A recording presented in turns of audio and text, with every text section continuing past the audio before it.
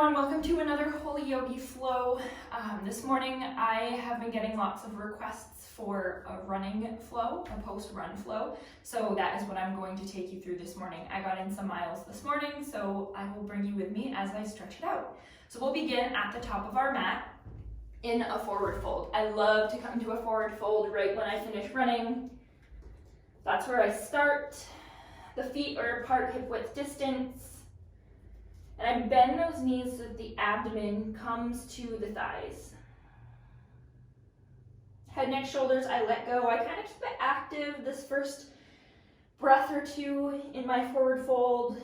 When I finished running, it feels good to keep moving rather than just sit still all of a sudden.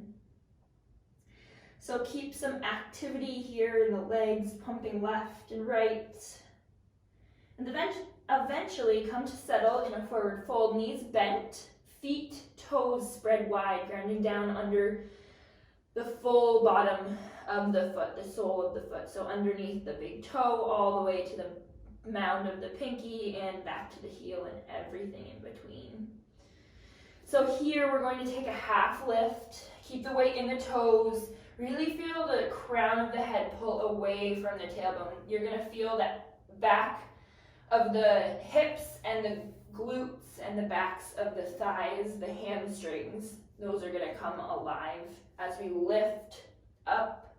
And then we'll come back down. Let's bring that right foot back and come into a low lunge. So this left foot is stacked underneath the left knee, that right hip draws down and forward. So actually reverse that. We want it to go forward and down, as if someone has a strap wrapped around your waist, pulling you forward and gradually down.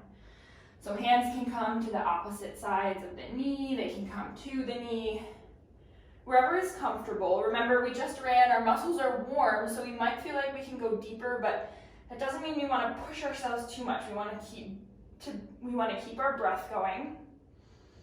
Inhaling and exhaling, not pushing beyond our edge.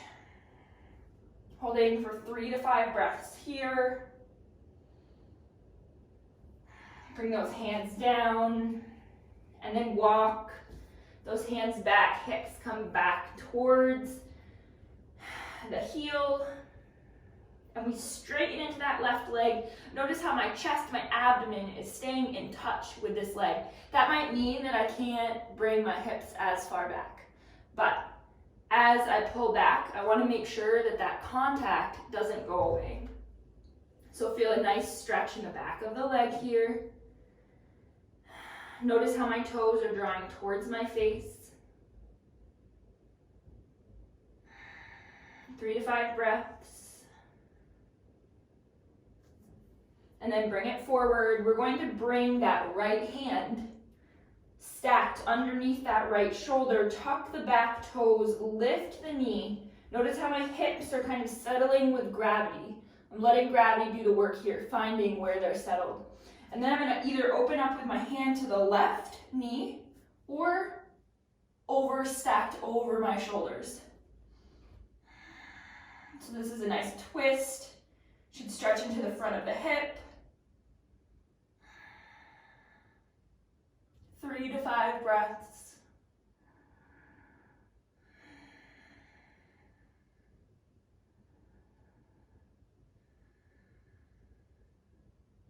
And then bring it down. We're going to take this hand to the inside of that left foot. Maybe inch that left foot a little further out, coming into a lizard pose. So we untuck the back toes again, that knee comes back down. And this might be enough here where we draw that chest forward, and again, we imagine a belt drawing our hips forward and down. If this is enough, that's plenty. If there's more room here, we can come down into a forearm lizard. Again, we want to keep that chest, those hips drawing forward.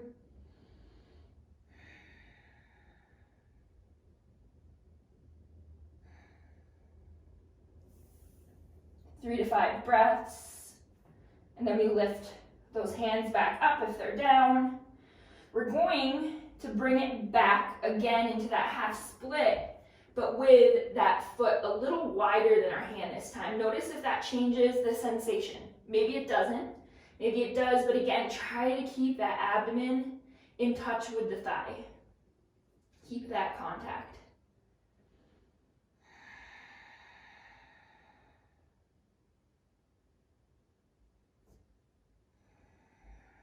After 3 to 5 breaths, we'll come back forward, bending into that left knee. Bring that left knee back centered between your hands. We're going to rotate that back knee 90 degrees. Bring that right hand to the outside of our leg here. Extend that left leg, seals down underneath the foot. We inhale that arm up, stretch into the side. I have the wall here, but really stretch, feel a nice stretch into the hip. The more you bring those hips forward, the more you're going to feel.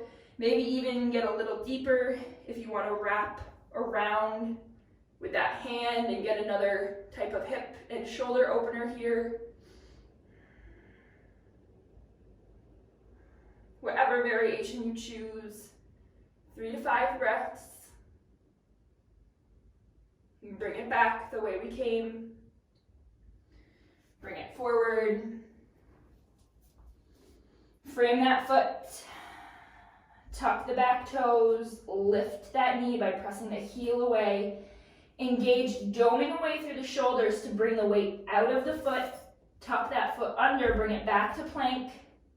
And lift those hips up and back to a down dog. I love down dog after running. I love pedaling out the feet because my legs, my muscles are already warmed, so I can go a little deeper than I normally can from scratch on my mat. It takes a little longer to get to this place of warmth when we start from scratch on our mat. So leverage that. Maybe keep some activity, patting the feet left and then right, maybe finding some stillness. Then we're gonna let those knees come down. Hands stack underneath shoulders, knees stack underneath hips.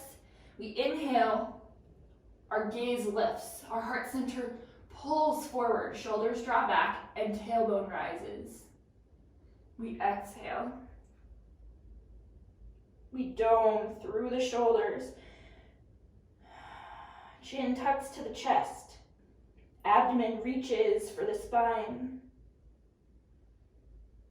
And then we inhale. Taking our cat-cow here, we come back to our cow. Inhale and exhale. Cat. Taking a few of these to keep the motion moving in our body. And then tuck those toes. Hands come a little in front of our shoulders to align for down dog. Bring those hips back up. Walk those feet forward. Maybe taking lots of steps, maybe taking one big step, and enjoy a forward fold here for a moment.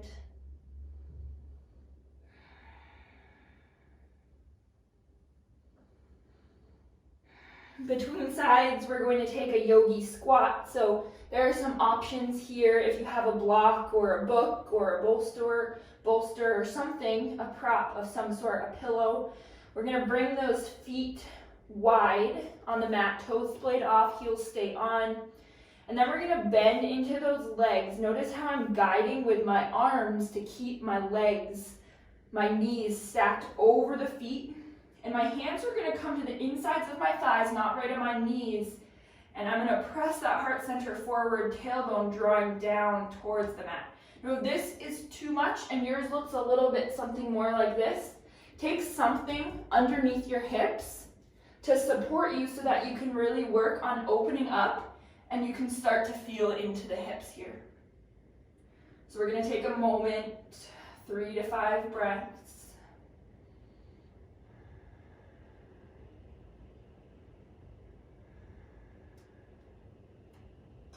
And then we're going to bring those hands down, bring those feet back into a forward fold.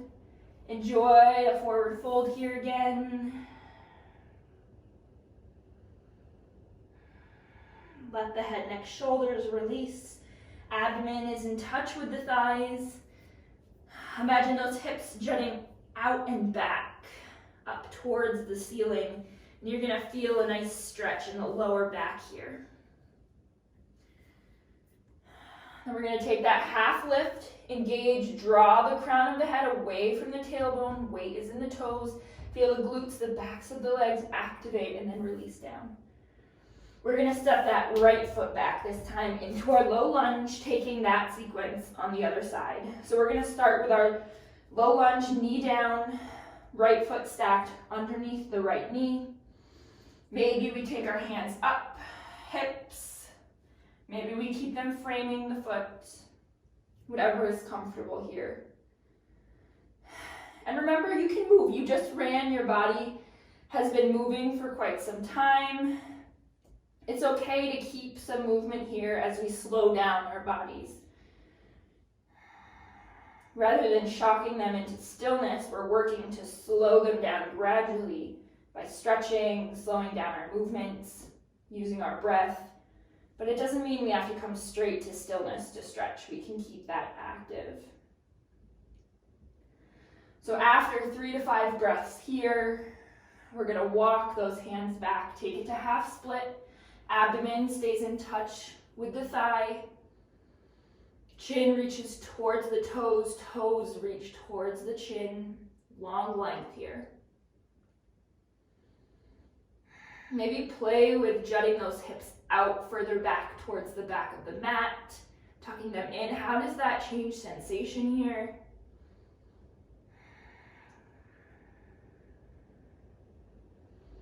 Three to 5 breaths.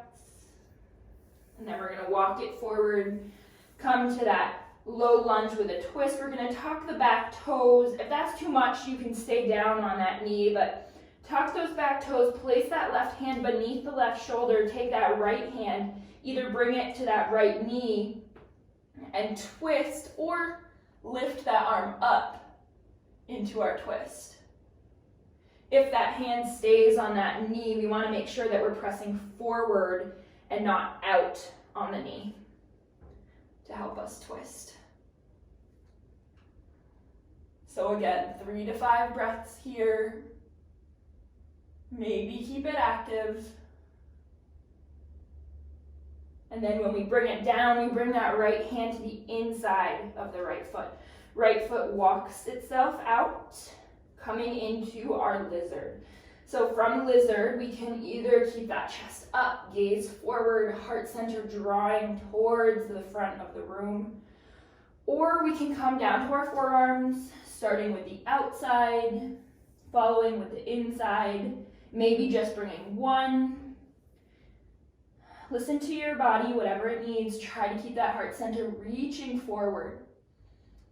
Hips reaching forward and down.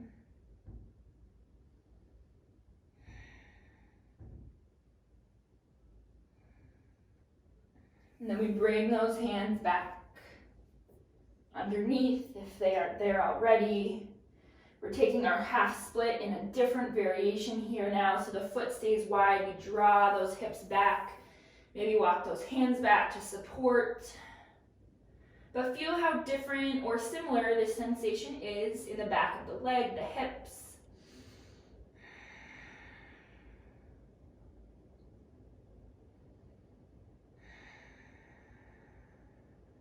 Three to 5 breaths. And then walk it forward. Coming back to our low lunge, we're gonna inch that right foot inside. We're going to bend that left knee to 90 degrees. Bring that left hand to the outside of the left knee and extend in that full side body stretch. This should feel really good in the hips, the obliques, all through here. Ground down through that right foot. Edge of the foot seals down to the mat. We stretch. Maybe we lift that right leg, curl it in, and grab with our hand and find a shoulder and hip stretch together with maybe a little baby back bend. Whatever feels good here. Remember, you're trying to work with your body to cool it down. We don't want to push ourselves too far here.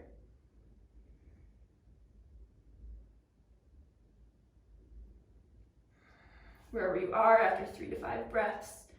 Release, coming out the way we came.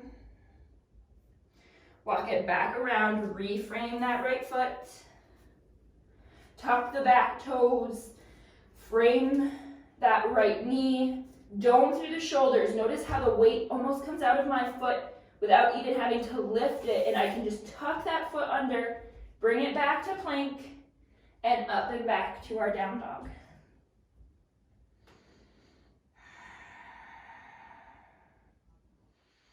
Walk it out in your down dog. Notice how if my hamstrings are too tight here, I bend my knees so that my shoulders can drop back in line with my hips and hands. So I'm not arching my back just to keep my legs straight. I'm bending, finding space there so that I can really work on the length between my fingertips and my hips. So again, maybe padding out those feet, finding what feels good here.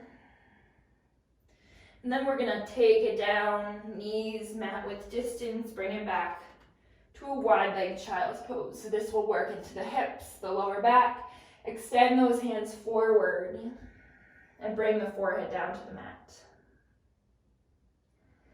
3 to 5 breaths.